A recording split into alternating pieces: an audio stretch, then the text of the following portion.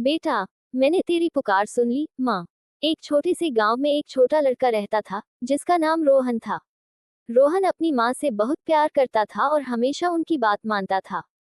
रोहन की माँ भी उसे बहुत प्यार करती थी और उसकी हर इच्छा पूरी करने की कोशिश करती थी।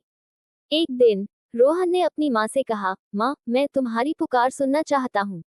मैं चाहता हूँ कि तुम मुझे एक कहानी सुनाओ जिसमें तुम मेरी पुकार सुनो और मेरी रक्षा करो। रोहन की माँ ने मुस्कुराते हुए कहा, बेटा, मैं तुम्हारी पुकार सुनने के लिए हमेशा तैयार हूँ। मैं तुम्हें एक कहानी सुनाती हूँ जिसमें मैं तुम्हारी पुकार सुनूंगी और तुम्हारी रक्षा करूंगी। और फिर रोहन की माँ ने एक कहानी शुरू की। एक समय की बात है, एक जंगल में एक छोटा लड़का रहता था। वह बहुत ही सीधा और सरल था। एक दिन, जब वह जंगल में खेल रहा था, तो वह खो गया। वह रोने लगा और अपनी माँ को पुकारने लगा, माँ, माँ, मैं खो गया हूँ। मैं तुम्हें पुकार रहा हूँ, माँ। कृपया मेरी पुकार सुनो और मुझे ढूंढो। लड़के की पुकार सुनकर उसकी माँ ने तुरंत अपनी शक्ति से उसे ढूंढ लिया और उसे अपने आंचल में छुपा लिया। लड़के ने अपनी माँ को देखा और कहा, माँ, मैं तुम्हारी पुकार सुनने के लिए हमेशा तैयार हूँ। मैं तुम्हें कभी नहीं छोड़ूंगा। माँ ने लड़के को गले से लगा लिया और कहा, बेटा, मैं हमेशा तुम्हारे साथ हूँ। मैं तुम्हारी पुकार सुनने के लिए हमेशा तैयार हूँ।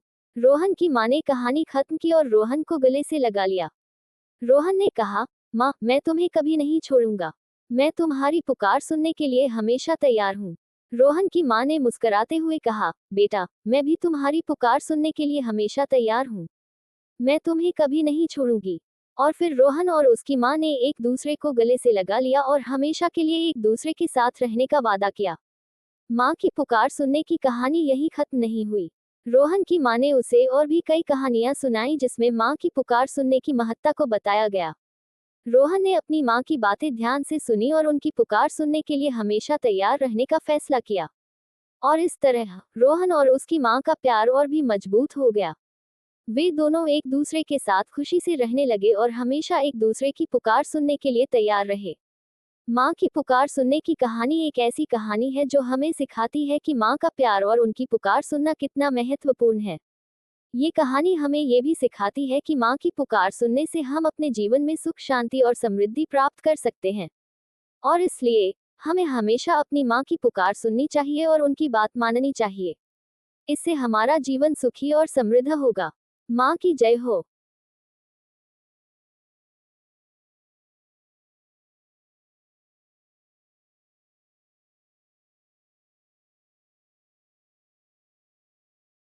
बेटा, मैंने तेरी पुकार सुन ली, माँ।